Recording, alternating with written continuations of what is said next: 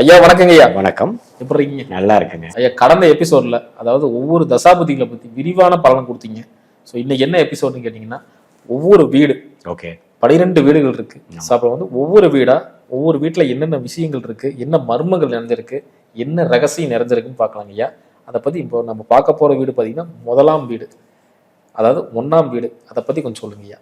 Okay. இப்போ எப்படினாங்க, நம்ம ஜோதிடமே எப்போ உள்ளே போகிறப்போ என்ன நம்ம கற்றுக்கிட்டோம்னா, நம்ம கர்மா எப்படி செயல்படுது, நம்மளுடைய வாழ்க்கை வந்து ஒருத்தரோட வாழ்க்கை, இப்போ நீங்களாக இருந்தாலும் சரி, மற்ற ஒரு சகோதரராக இருந்தாலும் சரி, நானாக இருந்தாலும் சரி, இந்த உலகத்தில் 800 கோடி ஜீவராசிகள் இருக்கிறாங்க, அதாவது மனிதர்கள் இருக்கிறாங்கன்னா அந்த 800 பேர்த்துக்கும் அவங்களோட கர்மாவின் அடிப்படையில் தான் பிறந்திருக்காங்க. செல்வந்த வீட்லையா, ஏழை வீட்லையா, உடல் ஊனத்தோடவா அல்லது உடல் ஆரோக்கியத்தோடவா, எல்லாமே பார்த்திங்கன்னா அந்த கர்மா தான். ஸோ அந்த கர்மா வந்து எப்படி செயல்படுது அப்படின்னா, ஒரு விஷயம் வந்து அந்த ஒளி தத்துவம். குரு, சுக்கிரன், பௌர்ணமி, சந்திரன், சூரியன்கிற அந்த புதனுங்கிற அந்த ஒளி இருக்கக்கூடிய கிரகத்தின் தாக்கத்தில் பிறக்கும் பொழுது நல்ல கர்மாவிலும், சனி, செவ்வாய், ராகு, கேது பாவத்துவமாக இருக்கும் பொழுது அந்த தசாபுக்திகளில் அந்த லக்னத்தில் வந்து பிறக்கும் பொழுது கொஞ்சம் கஷ்டப்படுற மாதிரி ஒரு பாவத்துவமான கர்மாவிலையும் அந்த ஜாதகர் பிறந்திருக்கிறாரு. என்னென்ன தசைகள் போதோ அந்தந்த நல்லது கெட்டது, கஷ்டங்கள், மகிழ்ச்சி, அதெல்லாம் மாற்றங்கள் மாறி மாறி வருங்கிறத அதோட அமைப்புன்னு நான் கற்றுக்கிட்டேன். ஸோ அந்த கர்மா வந்து இப்படி தான் வந்து செயல்படுது. ஆனால் அந்த கர்மாவை நம்ம வாழ்க்கையில், நம்ம வாழ்க்கைங்கிறது ஒரே லைனாக இல்லை. நம்மளுடைய உடல் மனசுன்னு ஒன்று இருக்குது, நம்மளுடைய வருமானம் சொத்துன்னு ஒன்று இருக்குது, நம்மளுடைய தைரியம்னு ஒன்று இருக்குது, சகோதரர்கள்னு இருக்குது, தாயார்னு ஒன்று இருக்குது, இடம், வீடு, வண்டி, வாகனம்னு ஒன்று இருக்குது. நம்மளுக்கு வாழ்க்கையில் எல்லா விஷயங்கள் இருக்கு இல்லையா. நம்ம உடல் மனசுங்கிறது ஒன்று தான், ஆனால் அதை வச்சு மட்டுமா வாழ்கிறோம், எல்லா சௌகரியத்தோட தான் நம்ம பார்க்குறோம். 16 பெற்று பெருவாழ் வாழுங்கிற மாதிரி நம்மளோட வாழ்க்கையை 12ஆக பிரிச்சிருக்கிறாரு கடவுள் கர்மா கொடுக்குறதுக்கு. ஸோ 12 டைமென்ஷன்ஸ் இருக்குது.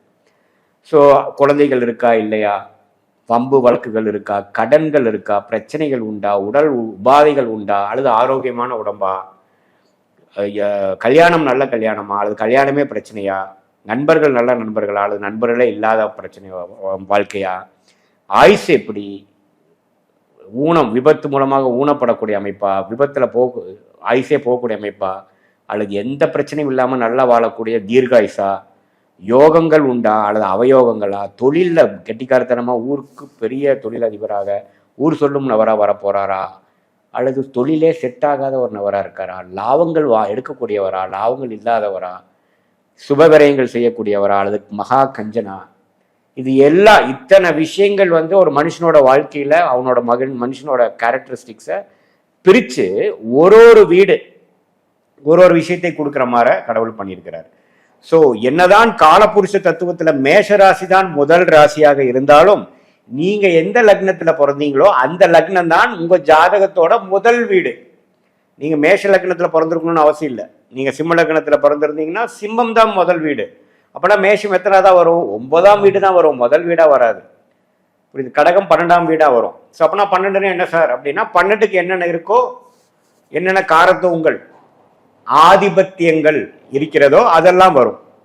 ஸோ இப்போ வந்து இதுதான் வந்து கடவுள் வந்து கர்மாவை செயல்படுத்திருக்கு அந்த ஒளி தத்துவத்தை கொடுத்திருக்கிறார். எந்த நேரத்தில், எந்த தேதியில், எந்த ஊரில் பிறக்க வைக்கிறார், அந்த தசாபுக்திகள் மூலமாக உங்கள் வாழ்க்கையில் இன்ப துன்பங்களை கொடுக்கிறார். ஆனால் எந்தெந்த டைமென்ஷனில் கொடுக்குறார், டைமென்ஷன்னா இன்னொரு வார்த்தையில் நீங்கள் தமிழில் சொல்லணும்னா எந்தெந்த வாழ்க்கையில் எந்தெந்த விஷயத்தில் கொடுக்குறார். கல்யாணத்தில் கொடுக்குறாரா பிரச்சனை, ஹெல்த்தில் பிரச்சனை கொடுக்குறாரா. சில பேர்த்துக்கு பார்த்தீங்கன்னா அருமையான மனைவி ஆனால் வருமானமே இருக்காது. ஒருத்தர் பார்த்தீங்கன்னா கோடீஸ்வரனாக இருப்பான், மனைவி வந்து பிரச்சனை. ஒரு ஆளுக்கு பார்த்தீங்கன்னா மனைவியும் பிரச்சனை இல்லை, பணமும் பிரச்சனை இல்லை, ஆனால் குழந்தையும் பிரச்சனை. 3 பேர்த்துக்கு பார்த்தீங்கன்னா இது 3மே பிரச்சனை இல்லை, ஆனால் உடல் உபாதை. ஒருத்தருக்கு பார்த்தீங்கன்னா அந்த உடல் உபாதையும் இல்லை, ஆனால் பங்காளி சண்டை, லீகல் கேஸு. அது மாதிரி ஒருத்தருக்கு ஒன்று இருக்கு, ஒன்று இல்லை, இல்லைங்களா. அதுதான் வந்து இந்த பாவம், அதுதான் ஒரு பாவத்தை நம்ம பார்க்கணும். முதலாம் வீடு அப்படின்னு சொல்லும்போது ஜோதிட புரிதல்ல நீங்க சொல்லுங்க. முதல் வீடு, நீங்க எந்த லக்னத்துல பிறந்தீங்களோ அதுதான் உங்களோட முதல் வீடு. லக்னம்னா என்ன சார் அப்படின்னா, நீங்க பிறக்கும் பொழுது கிழக்கே சூரியன் எந்த ராசி மண்டலத்தில் உதயமாய் கொண்டிருந்தாரோ. ஃபார் எக்ஸாம்பிள் இப்போ ஜப்பான்ல பார்த்தீங்கன்னா முதல் உலகத்துக்கு முதல் உதயமாகக்கூடிய முதல் காலை வரக்கூடிய ஒரு நாடு ஜப்பான். ஏன்னா அது ஈஸ்ட்ல இருக்கு. சரி, நம்மளோட எர்த்து பூமி வந்து கிளாக் வைஸ்ல சுத்துறதுனால சூரியனை வந்து முதல் பார்க்கறது ஈஸ்ட். இதே நம்மளுடைய பூமி ஆன்டி கிளாக் வைஸ்ல சுத்திட்டு இருந்ததுன்னா வெஸ்ட்ல தான் சூரியன் உதயமாகும், மேற்குல தான் சூரியன் உதயமாகும். நம்ம கிளாக் வைஸ்ல சுத்துறதுனால தான் பூமியை வந்து நம்ம பிறக்கிறப்போ கிழக்கே தான் சூரியன் உதயமாகுது. ஸோ கிழக்கே வானத்தில் எந்த ராசி மண்டலம் நீங்க பிறக்கும் இடத்தில், நீங்க இந்தியாவில் பிறந்துக்கிறீங்க, சென்னையில் பிறக்கிறீங்களா, அல்லது பர்மாவில் பிறக்கிறீங்களா, அல்லது நைஜீரியா ஆப்பிரிக்காவில் பிறந்திருக்கீங்களா, எந்த ஊரில் பிறக்கிறீங்க, எந்த லாங்கிடியூட் லாட்டிடியூட் பிறக்கிறப்போ எந்த ராசி மண்டலம் கிழக்கே சூரியன் உதயத்தை பார்த்து கொண்டிருக்கிறதோ அதுதான் உங்கள் லக்னம். ஸோ இதுல இருந்து என்ன வந்துருச்சு, நீங்க எந்த ஊர்ல பிறந்துருக்கீங்கன்னு இம்பார்ட்டன்ட் ஆயிடுச்சு. இப்போ இதே நேரத்துல நீங்க ஒரு குழந்தை இப்ப பிறக்குது, போன் அடிக்குது, குழந்தை பிறக்குதுங்கிறாங்க. அதே நேரத்துல அமெரிக்கால ஒரு குழந்தை பிறக்குது, போன் 2 பேர் லைன்ல ஆன்லைன்ல பேசிட்டு இருக்கீங்க, இங்கேயும் ஒன்று பிறந்துருச்சு அங்கே ஒன்று பிறந்துருச்சுங்களா, லக்னம் வேற வேற. இன்ஃபேக்ட் ஆப்போசிட் லக்னமா வரும். இங்க கன்னி லக்னத்துல குழந்தை பிறந்ததுன்னா அங்க மீன லக்னத்துல பிறந்திருக்கும். இதே நடுவால நைஜீரியா ஆப்பிரிக்கா யூரோப்ல ஒரு குழந்தை அதே டைம்ல பிறந்ததுன்னா கன்னிக்கும் மீனத்துக்கும் நடுவால இருக்கிற லக்னத்துல வரும். ஏன்னா ஒரு லக்னத்துக்கு 2 மணி நேரம் டிஃபரன்ஸ். இதை நான் ஜோதிட ஆராய்ச்சி 18 வருஷத்துக்கு முன்னாடி ஆரம்பிக்கிறப்போ இந்த இடம் வைத்துதான் லக்னமே மாறுதுன்னு தெரியறதுக்கு எனக்கு 3 வருஷம் ஆச்சு. நாம என்ன நினைச்சோம், அதை டிவைட் மைனஸ் பண்ணிட்டோம்னா அந்த டைமை மைனஸ் பண்ணா போகுதுன்னு நினைச்சோம். மைனஸ் பண்ற விஷயம் இல்லை, லக்னம் மாறுற விஷயம் இது. இதுல இருந்து என்ன நினைக்கிறீங்க, நீங்க எந்த ஊர்ல பிறக்கணுங்கிறது கடவுள் எழுதப்பட்டிருக்கு. ஏன்னா இந்த லக்னத்துக்கு தான் அது யோகமான தசையா வரும். அடுத்து வரக்கூடிய திசைகள் வரலாம், அடுத்து வரக்கூடிய திசைகள் யோகமா இல்லாம இருக்கலாம். ஸோ என்ன தசைகள் என்ன புக்திகள் கொடுக்கறது அந்த லக்னத்தை வச்சு தானே. ஸோ நீங்க எந்த உலகத்துல பிறந்து எந்த இடத்துல பிறந்து எந்த நேரத்துல இன்ப துன்பங்களை அனுபவிக்கணுங்கிறது மாறவே மாறாத தசாபுக்திகள் மூலமாகவும் மாறிக்கொண்டே இருக்கிற கோச்சாரம் மூலமாகவும் ரெண்டையும் மிக்ஸ் பண்றதுதான் உங்க வாழ்க்கை கர்மா அடங்குகிறது நம்ம தெரிஞ்சுக்கிட்டோம். இப்போ வந்து 1ஆம் வீடு அப்படின்னு சொல்லும்போது ஜோதிடத்துல எதை குறிப்பிடுது? 1ஆம் வீடுங்கிறது ஜாதகரையோட கேரக்டர், அவரோட இயல்பு. ஃபார் எக்ஸாம்பிள் நெருப்பு ராசி, காற்று ராசி, அதெல்லாம் பார்க்குறோம். எதுக்கு அது பார்க்குறோம்? இப்போ நெருப்பு ராசி என்ன, மேஷம் நெருப்பு ராசி, சிம்மம் நெருப்பு ராசி, தனுசு நெருப்பு ராசி. இந்த நெருப்பு ராசி லக்னத்துல இருந்தா நெருப்பு போல் செயல்படுவார், கொஞ்சம் டைனமிக்கா இருப்பாங்க, சுறுசுறுப்பா பேசுவாங்க, சுறுசுறுப்பா பண்ணுவாங்க. இதே வந்து பூமி நிலம் ராசியாக ரிஷபம், கன்னி, மகரம், அது மாதிரி ராசிகளாக இருக்கும் பொழுது அந்த தன்மை வரும். ஸோ எந்த ராசியோட தன்மையோ அந்த தன்மை கிடைக்கும். அந்த லக்னத்துல எந்த கிரகம் இருக்கோ அந்த கிரகம் வரும், அந்த கிரகத்தின் தாக்கம் இருக்கும்.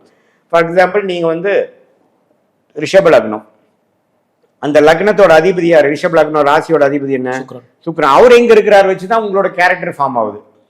சுக்கிரன் அங்கேயே இருக்கிறாரா, உங்களுக்கு வேணுங்கிறது நீங்க செய்கிறது வல்லவர், ஆடம்பர பிரியர், விவரமான ஆளு. ஏன்னா லக்னத்துல இருந்து அவனுக்கு வேணுங்கிறத பண்ணிப்பான் இல்லையா. இதே லக்னாதிபதி 8ல போய் மறைஞ்சிட்டார் தனுஷ்ல, அது வேற மாதிரி அமைப்பு, கொஞ்சம் தள்ளி போய் தான் ஜெயிக்கக்கூடிய அமைப்பு, கொஞ்சம் இன்டைரக்டா சம்பாதிக்கிறது, எம்எல்எம், ஷேர் மார்க்கெட், அதுல எல்லாம் கொஞ்சம் புத்தி போகும். இதே சுக்கிரன் 6ல இருந்து 6ஆம் இடத்துல உச்சம் பெறுகிறார், ஆட்சி பெறுகிறார், அது வேற மாதிரி உடல் உபாதைகள் கொடுக்கும், வெளிநாடு விஷயத்தை கொடுக்கும், கடன் பிரச்சனைகள் கொடுக்கும், அது மாதிரி கொடுக்கும். ஸோ அந்த என்ன லக்னத்துல என்ன லக்னாதிபதி எப்படி இருக்கிறார், லக்னத்துல என்ன கிரகம் இருக்கு, எந்த லக்னத்துல பிறந்திருக்கீங்க, அந்த லக்னத்தை யார் பாக்குறார், சனி பாக்குறாரா, குரு பாக்குறாரா, குருவே லக்னத்துல இருக்காரா, சூப்பர். குரு எந்த இடத்துல இருந்தாலும் புனிதப்படுத்துவார், அநியாயத்துக்கு நல்லவனா இருப்பான், மனசாட்சி உள்ளவனா இருப்பான். லக்னத்துல சனி இருக்கா, இல்ல வெளியில ஒண்ணு சொல்றாப்புல உள்ள ஒண்ணு சொல்றாப்புல, குழப்பிக்கிறாப்புல, இன்ஃபீரியாரிட்டி காம்ப்ளெக்ஸ், சுப்பீரியாரிட்டி காம்ப்ளெக்ஸ். அவன் சாதாரண ஆள் இல்லை சார், அவன் நம்மளையும் குழப்பிட்டு அடுத்தவனையும் குழப்பிடுவான் சார், அவனும் குழப்பிடுவான் சார், அது மாதிரினவர். லக்னத்திலே சனியும் செவ்வாயும் இருக்கா, ரொம்ப பிரச்சனை தான். அந்த சனி செவ்வாய் எங்க இருக்கு, நட்பு வீடு இல்லாமல் அந்த சனிக்கும் செவ்வாய்க்கும் பிடிக்காத வீட்டுல இருக்கா, இன்னுமே பிரச்சனை தான். சனி திசை வருதா, ஜாதகரே லூசு மாற மதிமயங்கி ஏதோ செய்வார், ஏன்னா லக்னத்துல இருந்தானே செயல்படுது. இப்போ யாரு கல்பிரிட், நீங்க பிரச்சனையா, உங்களோட எதிராளி பிரச்சனையா, குடும்ப பிரச்சனையான்னு பார்த்து சொல்லிடலாம். ஏன்னா லக்னத்துல பாவ கிரகங்கள் இருந்து, பிரச்சனைக்குரிய கிரகங்கள் இருந்து, தசாபுக்தி வந்தா காரணம் யாருமே பிரச்சனை இல்லை, நீ தான் பிரச்சனை அப்படின்றலாம். இதே வந்து 7ஆம் வீட்டுல இருந்து நடக்குதுன்னா மனைவினால பிரச்சனை, புரியுதுங்களா. ஸோ முதல் வீடுங்கிறது உங்களை குறிக்குது, உங்களுடைய தன்மையை குறிக்குது, உங்களுடைய நீங்க என்ன tendency, what is your natural tendency, நீங்க என்ன செய்யக்கூடியவர், தன்மையானவரா, கோபக்காரரா, மனசாட்சி உள்ளவரா, கிரிமினலா, சுயநலவாதியா, தீர்க்கமான எண்ணம் உடையவரா, கழுவுற மீன்ல நழுவுற மீனா, பணம் பணம்னு இருக்கக்கூடியவரா, வேலைன்னு இருக்கிறவரா, எல்லாத்துலேயுமே நல்ல பொறுமை உள்ள, நீ நல்லா இரு நானும் நல்லா இருக்கிற மாதிரி சொல்லக்கூடியதா, அதுக்கு லக்னம் எப்படி இருக்கு, லக்னாதிபதி எப்படி இருக்கு, லக்னத்துல எந்த கிரகங்கள் இருக்குது, லக்னத்தை எந்த கிரகம் பார்க்குது, இதெல்லாம் வைத்துதான் உங்களுடைய கேரக்டர். அதுக்கு அடுத்தபடியா உங்களுடைய ஆயுள். லக்னம் வந்து நீச்சமா போய் சனியோட சேர்ந்துருச்சுன்னா ஆயுள்ல கொஞ்சம் பிரச்சனை வரும், தீர்காயுள் கிடைக்கிறது கஷ்டம். அன்லஸ் 8ஆம் வீடு நம்ம வலுத்திருக்குது, சனி நான் அதிகமாக திருட்பலத்தோட சுபத்துவமோட இருக்கார், ஆயுஷ்க்கு கொடுக்கக்கூடிய சனி 8ஆம் வீடு கொஞ்சம் நல்லா இருக்கு அப்படின்னா தான் பொழைச்சிங்க. ஏன்னா லக்னாதிபதி போய் நீச்சமா போய் சனி ராகுவோட சேர்ந்துருச்சுன்னா அங்கேயே வந்து ஒரு குறை. ஸோ அது ஆயுசுக்கும் லக்னம் தான், கேரக்டருக்கும் லக்னம் தான். உங்களுடைய தன்மை, பர்சனாலிட்டி, நீங்க உலகத்தை எப்படி பாக்குறீங்க, ஓப்பனா பாக்குறீங்களா, சுயநலமா பாக்குறீங்களா, குதர்க்கமா பாக்குறீங்களா? இல்லை ஊரே ஒன்று சொன்னா இன்னொருத்தர் சொல்லிட்டு இருப்பான். அது சில ராகு சனி சேர்ந்துருந்துன்னு வைங்களேன், குதர்க்கமா பேசுறதுலதான் அவனுக்கு பெருமை. அது மாதிரி இருக்கும். குரு பார்வை இருந்ததுன்னா தன்மை இருக்கும். ஸோ எது மாதிரி ஒரு நபர் பர்சனாலிட்டி, ஆயுசு, கேரக்டர், இந்த உலகத்தை நீங்க எப்படி கொடுக்குறீங்க, அப்புறம் உங்களுக்கும் உங்களுடைய மனைவி, உங்களுக்கும் உங்களோட நண்பருக்கும் உள்ள உறவு. ஏன்னா அது 7ஆம் வீட்டை பார்க்குது. இப்போ செவ்வாய் லக்னத்திலே இருந்தால் 7ஆம் வீட்டை பார்க்குது. 7ஆம் வீட்டை வந்து செவ்வாய் பார்த்தா கெடுக்கும். பாவகரங்கள் எந்த வீட்டை பார்க்குதோ அது கெடுக்கும். 7ஆம் வீடுங்கிறது மனைவி, பங்குதாரர்கள் எல்லாமே குறிக்கக்கூடியது. ஆணா இருந்தால் மனைவி, பெண்ணா இருந்தால் கணவன். ஸோ அது எதிரணியை வந்து கொஞ்சம் வந்து பால்படுத்தும், உறவை பால்படுத்தும். அது 8ஆம் வீட்டையும் பார்க்குது செவ்வாய், 50% பார்க்குது. அப்படின்னா ஆயுசையும் கொஞ்சம் கெடுக்குது. இதெல்லாம் கூட்டி தான். ஸோ லக்னங்கிறது ஆயுசு, கேரக்டர், உறவு, தன்மை, நேச்சுரல் டெண்டன்சி. ஐயா இப்ப ஆதிபத்தியம்னா என்ன ஆதிபத்தியம் வருங்க? 1ஆம் வீடுன்னு சொல்லுவோம். 1ஆம் வீடுங்கிறது தானுங்கிற ஒரு ஆதிபத்தியம், லக்ன ஆதிபத்தியம். இப்ப லக்னத்துக்கு மட்டும் ஒரு பெரிய விசேஷமான ஒரு அமைப்பு என்னன்னா, அவரு தான் திருகோணாதிபதி, அவர் தான் கேந்திராதிபதி. கேந்திரமும் லக்னம் தான், திருகோணாதிபதியும் லக்னம் தான். ஸோ அதனாலதான் அது விசேஷமான வீடு. புரியுதுங்களா? ஸோ அப்படிங்கிறப்ப என்ன ஆதிபத்தியம்னா, அது ஆதிபத்தியம் பத்தி இவ்வளவு சொல்லிட்டு இருந்தேன். லக்னம் எப்படி இருக்கு? இப்போ ஃபார் எக்ஸாம்பிள் லக்னத்திலேயே லக்னாதிபதியோட தசை நடக்குது சார், நல்லது நடக்குமான்னு கெட்டது நடக்குமா? இப்போ சிம்ம லக்னம், சூரிய தசை வருது சார், என் லக்னத்தோட தசை வருது சார், லக்னாதிபதி திசையே நடக்குது. ஆனா சூரியன் வந்து 3ஆம் இடத்தில் துலாம்ல நீச்சமாக போய் சனியோட சேர்ந்திருக்கார் 5 டிகிரி. சூரிய திசை ஸ்டார்ட் ஆகுது. என்ன நடக்கும் சொல்லுங்க? ஆமா, உடனே பாத்தீங்கன்னா ஜாதகர் மதி மயங்கும், சைக்காலஜிஸ்ட்டை பார்க்கணும், பிரச்சனைகள் எல்லாமே வந்துடும். படி அதுக்கு மயங்கிற சூழ்நிலைகள் வந்துடும். இது எப்படி சார் நடக்குது அப்படின்னா, எல்லாரோட மைண்டும் எல்லாரோட தலையிலும் இன்விசிபிள் ஆண்டனா ஒன்று கனெக்ட் ஆயிருக்கு எல்லாத்துக்கும். உங்களுக்கு பிடிக்குதோ இல்லையோ சார், அதுல எனக்கு நம்பிக்கை இல்லை சார், உங்களுக்கு நம்பிக்கை இருக்கோ இல்லையோ கடவுள் கனெக்ட் பண்ணிட்டார். இல்லை சார் எனக்கு புவியீர்ப்பு மேலே எனக்கு நம்பிக்கையே இல்லை, கிராவிட்டி மேலே எனக்கு நம்பிக்கையே இல்லைன்னு நீங்கள் 4வது மாடியிலேருந்து குதிங்க, உங்களுக்கு தான் நம்பிக்கை இல்லை, மேலே தானே போவீங்க? இல்லை, கீழே வந்துட்டு அப்புறம் மேலே போவீங்க. கீழே வந்து உடந்து உயிர் இழந்ததுக்கப்புறம் மேலே போவீங்க. ஸோ சில விஷயங்கள் என்ன சொல்ல வரேன்னா, நம்பிக்கை இருக்கு நம்பிக்கை இல்லைங்கிறது கிடையாது.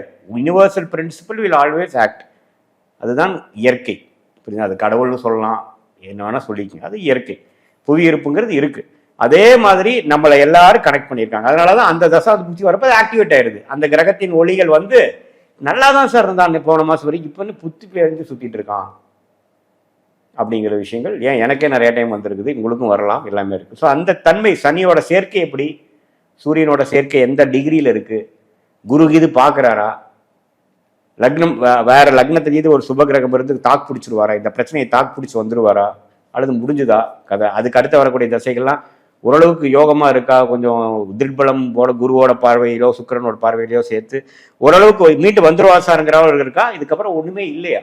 சிலர் கொடுப்பாங்க சார் ரொம்ப பிரச்சனையாயிருச்சுன்னு. ஆமா, இந்த டைம்ல இருந்து பிரச்சனை. ஆமா சார், பிரெயின் டியூமருங்க, உழைப்பாரா அப்படின்னா நம்ம அடுத்த ஒரு 4 வருஷத்துக்கு பார்க்கணும் தசைகள் எப்படி இருக்குன்ட்டு.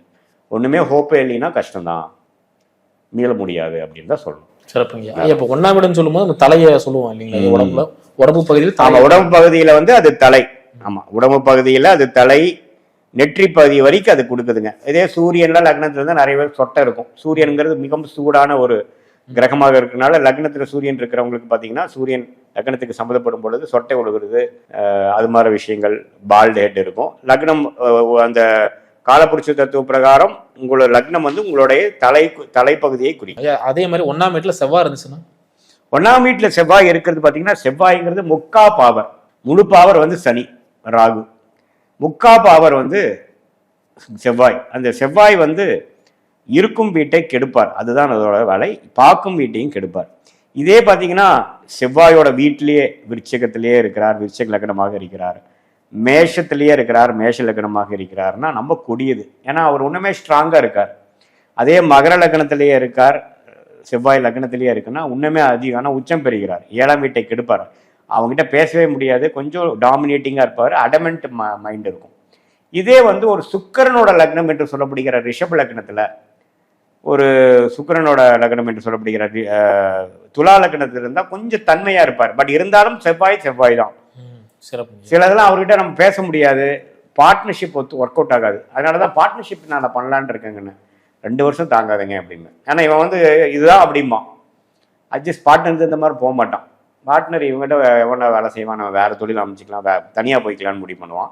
அது தசாபுக்தி மோசமாக இருக்கப்போ. அதே சமயத்தில் கண்ணிலையும் மிதுனத்திலையும் செவ்வாய் இருந்துருச்சுன்னு வைங்களேன், ரொம்ப கஷ்டம். ஏன்னா மேஷத்துக்கு செவ்வாய் 6ஆம் வீடு, மிதுனத்துக்கு செவ்வாய் 6ஆம் வீடு, கன்னிக்கு செவ்வாய் 8ஆம் வீடு. அட்டமாதிபதியும் 6ஆம் வீட்டதிபதியும் லக்னத்திலே இருக்கார். பகை பெற்ற செவ்வாய் லக்னத்திலே இருக்கார். அப்படின்னா செவ்வாய் திசை நடக்கிறப்போ பிரச்சனைகள் கொடுக்கும் லக்னத்துக்கு. லக்னாதிபதி அந்த லக்னக்காரருக்கு என்ன மாதிரி பிரச்சனை கொடுக்கும்? கடன், நோய், வம்பு, வழக்கு கொடுக்கும். ஏன்னா லக்னத்திலேருந்து 7ஆம் வீட்டை பார்க்குது, 8ஆம் வீட்டை பார்க்குது. உடல் உபாதைகள் கொடுக்கும். வீட்டில் ஹஸ்பண்ட் ஒய்ஃப் ப்ராப்ளம், ஃப்ரெண்ட்ஸோட பிரச்சனை, அது சனிக்கு இது பார்த்துருச்சுன்னா ரொம்ப ப்ராப்ளம் ஆகும். குரு பார்த்தாருன்னா கொஞ்சம் தன்மையாக இருக்கும். இதே மாதிரி கன்னி லக்னத்தில் செவ்வாய் இருந்து நடந்ததுன்னா அட்டமாதிபதியோட வேலை தேவையில்லாத போய் இடத்துல போய் மாட்டுவார், பிரச்சனை பண்ணுவார். செவ்வாய் வந்து போட்டு மனுஷனை பாடாப்படுத்திடும். ஸோ லக்னத்தில் செவ்வாய் இருக்கிறது ஒரே விஷயம். தனுசு லக்னம் மீன லக்னத்தில் இருக்கும் பொழுது கெட்டிக்காரராக இருப்பார். அவர் பயங்கர ஷார்ப்பாக பேசுவார் சார், பயங்கரமாக வந்து எதை வெட்டோன்னு துண்டோன்னு பேசுவார். ஆனால் அதில் கெட்டிக்காரத்தனம் இருக்கும். ஏன்னா அது ராஜயோகாதிபதி, புரியுதுங்களா? மற்ற எல்லா லக்னத்துக்கும் அது ஒரு மாதிரி சுமாரான பலன் தான். அதே மாதிரி 1ஆம் வீட்டுல குரு இருந்தாருன்னா என்ன பண்ணலாம்? 1ஆம் வீட்டுல குரு இருக்கிறது மிகவும் நல்லது. எந்த ராசியா இருந்தாலும், எந்த லக்னமா இருந்தாலும், 12 லக்னத்துல விருச்சிக லக்னமா இருந்தாலும் சரி, மீன லக்னம் வரைக்கும் எந்த லக்னத்துல இருந்தாலும் நல்லது. ஏன்னா குரு வந்து இருக்கும் வீட்டை புனிதப்படுத்துவார். பார்க்கும் வீடு 5ஆம் இடம், 7ஆம் இடம், 9ஆம் இடம், அது பார்க்குற அந்த 5, 7, 9ஐயும் புனிதப்படுத்துவார், நல்லது பண்ணுவார், நல்ல கர்மாவை கொடுப்பார். ஸோ அப்படிங்கிறப்போ மேஷத்துல குரு இருந்தால் அருமை. ராஜோகாதிபதிங்கிற ஒரு ஸ்டேட்டஸோடையும் சுபகிரகத்தின் ஸ்டேட்டஸோடையும் இருக்கிறார். அதே சமயத்தில் விருச்சிகத்தில் இருந்தாலும் தப்பில்லை, அவருக்கும் அது ராஜோகாதிபதி தான். அதே மாதிரி சுக்கிரனோட வீட்டில் இருக்கிறதும் தவறில்லை. சுக்கிரன்கிற அந்த பெண்கள் விஷயங்கள், ஆடம்பர விஷயங்கள், பணம் விஷயங்கள் கொஞ்சம் அதிகமான பாவக சூத்தவனால நல்ல அமைப்புகள் இருக்கு. மிதுனத்துல கண்ணில் இருந்தால் நல்ல அறிவாளியாக இருப்பாங்க, புத்திசாலித்தனம் அதிகமாக இருக்கும். ஏன்னா புதனோட வீடு வந்து பளிச்சுன்னு ஆகுது இல்லையா, அதெல்லாம் நல்லது கொடுக்கும். அதே சமயத்தில் கடகத்தில் இருக்கிறப்போ உச்சம் பெறுகிறார். ஏன்னா அம்மா வீட்டுக்கு அப்போ கடகங்கிற மாதாக்காரங்க வீட்டில் வந்து குரு வந்து உச்சம் பெறுகிறார். அதுவும் ரொம்ப நல்லது, அம்மா விஷயத்துக்கு நல்லது, வெளிநாடு போகக்கூடிய அமைப்புகளுக்கு எல்லாமே நல்லது. ஸோ இதே சிம்மத்தில் இருந்ததுன்னா அதிநட்பு வீட்டில் இருக்கிறார். ஸோ அரசு சார்ந்த விஷயங்கள், அப்பா விஷயங்கள், அப்பா பூர்வீக விஷயங்கள், தகப்பனார் விஷயங்கள், சொத்து, பொலிட்டீஷியன் ஆகிறது, அரசியல்வாதி ஆகிறது, அரசு உத்தியோகத்தில் பெரிய லெவலுக்கு போகிறது, இது எல்லாமே கிடைக்கக்கூடிய அமைப்புகள் கண்டிப்பாக இருக்கு. மகரத்திலையும் கும்பத்திலையும் இருக்கிறதும் தவறு இல்லை, அந்த வீட்டிலேயே இருக்கிறதும் மிகவும் நல்லது. தனுசு மீனத்தில் இருக்கிறப்போ லக்ன அதிபதியே லக்னத்திலிருந்து ரொம்ப நல்லா இருக்கும். என்ன சம்டைம்ஸ் அவங்க பிஸ்னஸ் வியாபாரம் போனால் ஜெயிக்க முடியாது. ஆனால் நான் அநியாயத்துக்கு நல்லவனாக இருப்பாங்க. ஏன்னா குருவோட வீடு, அந்த குருவோட வீட்டிலேயே குரு இருந்தாருன்னா என்ன ஆகுறது? எந்த ஒரு சாணக்கியத்தனமும் இந்த இருக்கக்கூடிய இந்த லௌடிக வாழ்க்கையில ஜெயிக்கக்கூடிய தந்திரங்கள் எதுவுமே தெரியாமல் அப்பாவையாக இருப்பார்கள். அஃப்கோர்ஸ் சனி செவ்வாய் பார்வை பெற்றோ, சனியும் செவ்வாயும் அதுக்கு சம்மந்தப்பட்டுச்சுன்னா மாறும். குருவையோ லக்னத்தையோ பார்க்கும் பொழுது அந்த தன்மை மாறும். ஆனால் எதுவுமே பார்க்கலீங்க, அப்படிதான் இருக்குது அப்படின்னா அவருக்கு வேலையை செய்யறது அது மாதிரி போய்க்கிறது நல்லது. ஏன்னா நம்ம பொது வாழ்க்கையில வியாபாரம்லாம் போனால் கொஞ்சம் கஷ்டம். அதே மாதிரி சுக்கிரன் சுக்கிரன் லக்னத்தில் இருக்கிறது அருமை. எந்த லக்னக்காரராக இருந்தாலும் சுக்கிரனுங்கிற ஒரு மிகப்பெரிய சுபர்.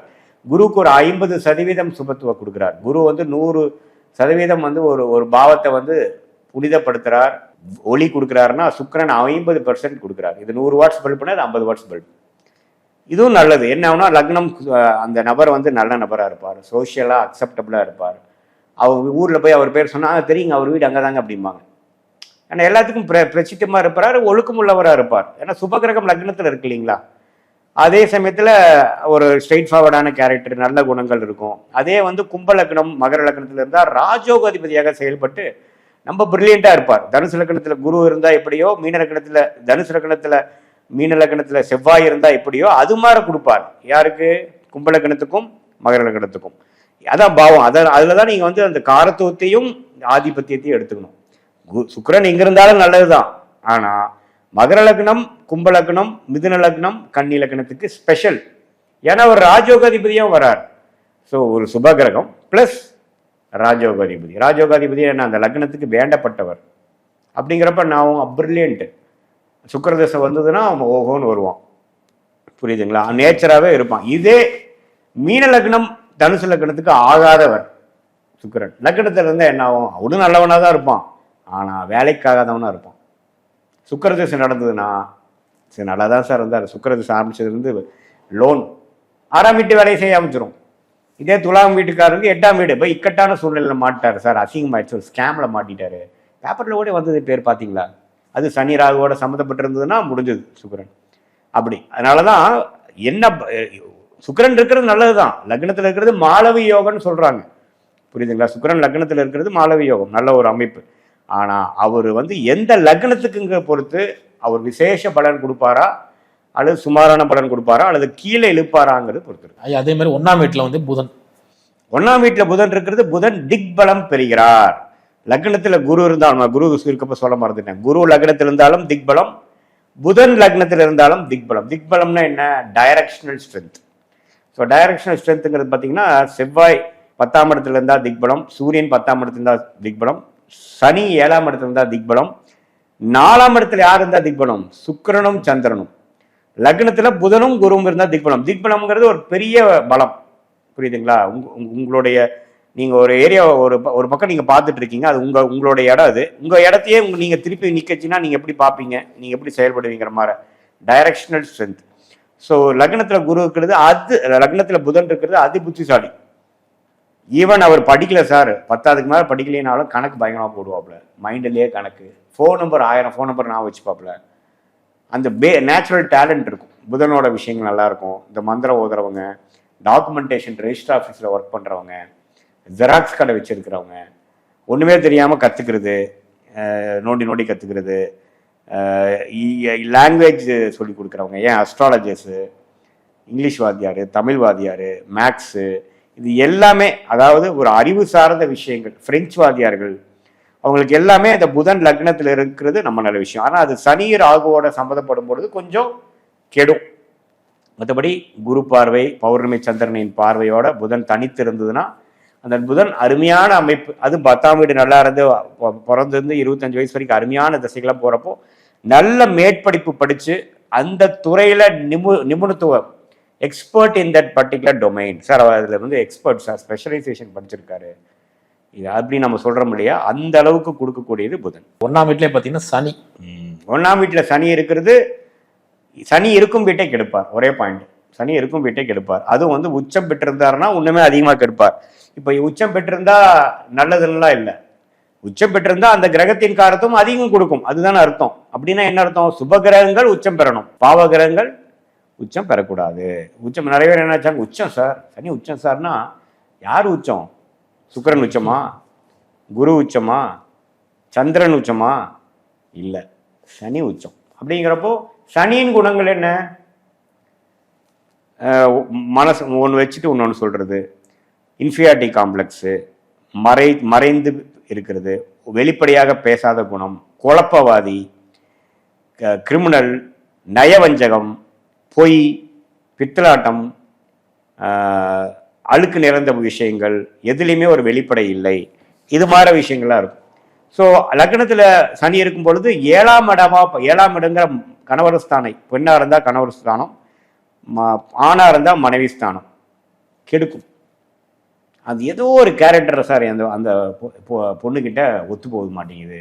ஹஸ்பண்ட் சொல்லுவான் எல்லாம் ஓகே தான், ஒன்று மட்டும் எனக்கு மேட்ச் ஆக மாட்டேங்குது. அது என்னவா இருக்கும்? ஒரு அடமெண்ட்டாக இருக்கும், அவங்க அம்மாவோட அட்ஜஸ்ட் போகாத அமைப்பாக இருக்கும். ஏதோ ஒன்று சனி கெடுக்கும். ஸோ லக்னத்தில் சனி இருந்து நிறைய ஜாதகத்தில் டிவோர்ஸ் ஆகுறது சார், அந்த பொண்ணோட பேசவே முடியாது சார், அது திருப்பி அதையே தான் சார் பேசிகிட்டு இருக்கோம், மனசே ஒரு மாதிரி கெட்டிருக்கும். அது ஆனால் அது குரு பார்த்துட்டாருன்னா தன்மையாகும், ஆன்மீகமாக மாறும், பக்தி அது மாதிரி ஆகும். ஆனால் குரு பார்க்காம செவ்வாய் பார்த்துருச்சு, செவ்வாயோட சேர்ந்துருக்குன்னா அது வாயில் உளுந்திங்கன்னா முடிஞ்சது சார், கண்டபடி பேசி விட்டுரும் அப்படிங்கிறது. இந்த பம்பு செட்டிலலாம் தண்ணி பிடிக்கிற இடத்துல பம்பு செட்டில் அடி போடுவாங்க தெரியுங்களா, அது எல்லாம் பார்த்தீங்கன்னா லக்னத்தில் சனி செவ்வாய் பார்வை, அல்லது லக்னத்தில் சனியும் செவ்வாயும், நீ அல்லது செவ்வாய் நேர்கொடையாக வந்து பார்க்குறது, சனி திசை நடக்குது, அது மாதிரிலாம் விஷயம் வரும்பொழுது கொஞ்சம் பிரச்சனை வரும். ஆனால் லக்னாதிபதி கொஞ்சம் நல்லா இருக்கிறாரு, என்னதான் லக்னத்தில் சனி இருக்கிறாரு, செவ்வாய் பார்க்குறாரு, ஆனால் லக்னாதிபதி வந்து நல்லா குரு பார்வையில் இருக்காருன்னா அப்பப்போ டென்ஷன் ஆவாங்க சார். ஆனால் உண்மையிலே நல்லவங்க தான் அவங்க. ஆனால் அப்பப்போ அவங்கக்கிட்ட நீங்கள் ராங் சைடில் நீங்கள் போனீங்கன்னா அவங்களுடைய ராங் சைடு நமக்கு தெரிஞ்சிடும். அந்த மாதிரி சனி லக்னத்தில் இருக்கும் பொழுது நட்பு வீட்டில் இருக்காரா உச்சத்தில் இருக்காரான்னு பார்க்கணும். இதே மகர லக்னம் கும்ப லக்னத்தில் சனி எந்த விதத்திலும் திருப்பலம் இல்லாமல் இருக்கும் பொழுது கொஞ்சம் பாதிப்பு அதிகமாக தான் இருக்கும். சனியின் குணங்களாகிய நிதானம், ஓவர் பொறுமை, எதுலையுமே வந்து சீக்கிரமாக முடிவெடுக்க முடியாத தன்மை, குழப்பங்கள், எதிராளியோட நல்ல நட்பு பாராட்ட முடியாத ஒரு அமைப்பு, அலூஃபாக லோன்லியாக ஃபீல் பண்ணுறது, அது மாதிரி சனியின் குணங்கள் லக்னக்காரருக்கு கொடுத்துரும். இதே மேஷ லக்னம் விருச்சக லக்னமாக இருந்து சனி இருக்கும் பொழுது சனி பகை பெறுகிறார் செவ்வாய் வீட்டில் இல்லையா. ஸோ சனியின் கோர குணங்கள் சுயநலம், தானுங்கிற உணர்வு, அடமெண்ட்டு, இது எல்லாமே நெகட்டிவ் குணங்கள் எல்லாமே கொஞ்சம் கொடுத்துருவார். அதே குரு சுக்கிரன் சம்மந்தப்பட்டுச்சுன்னா அது குறையும். அதே சமயத்தில் குருவின் வீட்டில் சனி இருக்கிறது பரவாயில்ல, பட் இருந்தாலும் குருவோட வீட்டுகளை குருவோட லக்னத்தை கெடுப்பார். நம்ம அடக்கி வாசிக்கிறது, கான்ஃபிடன்ஸ் இல்லாத தன்மை, வளங்கிற பேச்சு, அது மாதிரி விஷயத்தை கொடுக்கும். இதே கடக லக்னம் சிம்ம லக்னத்தில் வந்து சனி இருந்தால் அதுவும் நல்லதில்லை. கடக லக்னத்தில் வந்து சனி வந்து சந்திரனோட வீட்டில் பகை பெறுகிறார். ஸோ இல்லை கடக லக்னமாக இருந்த சனி லக்னத்தில் இருந்தால் கலத்திர தோஷத்தை கொடுக்கும். 7ஆம் இடம் என்று சொல்லப்படுகிற திருமணஸ்தானத்தை மகரத்தையே பார்த்து கெடுத்து திருமணம் தடைகள் கொடுக்கும். திருமணம் நடந்தாலும் நல்லா இருக்காது. நம்ம லேட் மேரேஜ் 45 வயசு ஆகி கல்யாணம் ஆகாத ஜாதகம்லாம் கடக லக்னத்திலேயே சனி இருக்கிறவங்க இருக்காங்க. அது பார்த்தா அதுக்கு 7ஆம் இடத்துல சூரியன் இருந்து பார்த்து ஒரு தை மாதத்தில் பிறந்திருந்தாங்கன்னா அவ்வளோதான், மிகப்பெரிய கலத்திர தோஷம். அதே மாதிரி சிம்மத்தில் சனி இருக்கிறதும் தவறு. ஏன்னா சிம்மங்கிற வீட்டில் வந்து சனி பகை பெறுகிறார். அப்பா சார்ந்த விஷயங்கள், ஜாதகருக்கு வந்து ஒரு மனக்குழப்பங்கள், மனக்கலக்கங்கள், இது மாதிரி விஷயங்கள்லாம் கொடுக்கும். புதனோட வீட்டில் சனி இருக்கிறது நல்லது. கன்னி லக்னமாக இருந்தாலும் சரி, மிதுன லக்னமாக இருந்தாலும் நல்லது. பட் இருந்தாலும் அது வீட்டை கெடுக்கும். அது குரு பார்வையோ சுக்கிரனோட தொடர்போ பௌர்ணமி சந்திரனின் பார்வையோ பெறும் பொழுது அந்த சனியின் குணங்கள் நல்ல குணங்களாக ஒரு பக்தி, ஒரு நியாயம், அதாவது டிராஃபிக் ராமசாமி என்று சொல்லப்படுகிற மாதிரி நான் உண்மைதான் பண்ணுவேன், நான் தவறாக பேச மாட்டேன், பிடிவாதம், பிரின்சிபல்டு லைஃப்பை கொடுக்கும். இதே வந்து சனி ராகுவோட சேர்ந்து செவ்வாயோட சேர்ந்ததுன்னா கிரிமினல் எண்ணங்களை கொடுக்கக்கூடிய அமைப்புகள் சனி லக்னத்தில் இருக்கும் பொழுது கொடுத்து விடுவாங்க. அடுத்து பார்த்தீங்கன்னா 1ஆம் வீட்டில் சந்திரன் இருந்ததுன்னா எந்த வித பலன்கள் கிடைக்குங்க? சந்திரன் வந்து லக்னத்திலேயே இருக்கும் பொழுது சந்திரனே பார்த்தீங்கன்னா 2.5 வருடத்துக்கு ஒரு தடவை, 2.5 நாளுக்கு ஒரு தடவை ஒரு வீட்டை மாற்றி போகக்கூடியவர், மிக வேகமாக செல்லக்கூடியவர். ஸோ அதனால் நம்ம டே ட்ரீமிங், ஒரு ஸ்டெபிலிட்டி இல்லாத மைண்டு, இன்றைக்கி ஒன்று நினைக்கிறது நாளைக்கு ஒன்று நினைக்கிறது, இன்றைக்கி ராசி நட்சத்திரம் பொறுத்து மைண்டு மாறுறது, அப்படி கொடுக்கும். சந்திரன் லக்னத்தில் இருக்கும் பொழுது சபலத்தை கொடுக்கும், ஒரு நிலைத்த தன்மை இல்லாமல் கொடுக்கும். அதே சந்திரன் ராஜயோகாதிபதியாக இருக்கும் பொழுது பரவாயில்ல. இப்போ விருச்சிக லக்னத்துக்கு சந்திரன் யோகம், லக்னத்தில் வந்து நீச்சம் பெறுகிறார். பட் இருந்தாலும் குரு பார்வை பெற்று ஒரு பௌர்ணமி சந்திரனாக இருக்கும் பொழுது நல்ல குணத்தை கொடுப்பார், நல்ல அமைப்பை கொடுப்பார். அதே சமயத்தில் சந்திரன் சிம்ம ராசியாக இருந்து சிம்ம லக்னமாக இருக்கிறது நல்லது தான், தப்பு இல்லை. கடகத்திலேயே கடக லக்னமாக இருந்து சந்திரன் லக்னத்திலேயே இருக்கும் பொழுது நல்ல அமைப்பு கொடுக்கும். பௌர்ணமி, அது எப்பவுமே நீங்கள் சந்திரன் பற்றி பார்க்கும் பொழுது ஒளியோட அமைப்பு வச்சு பார்க்கணும். சூரியனுக்கும் சந்திரனுக்கும் எவ்வளோ டிஃப்ரென்ஸ் இருக்குது, எவ்வளோ டிஸ்டன்ஸ் இருக்குது அப்படிங்கிற வச்சு தான் பார்க்கணும். சூரியனும் சந்திரனும் ஒரே வீட்டில் இருந்ததுன்னா அமாவாசை கணக்கு. சந்திரன் வந்து ஒளி இல்லாமல் இருக்கார். ஸோ சந்திரன் வந்து குரு பார்வையோ சுக்கிரன் பார்வையோ பெற்றாதான் அந்த ஒளி கிடைக்கும்.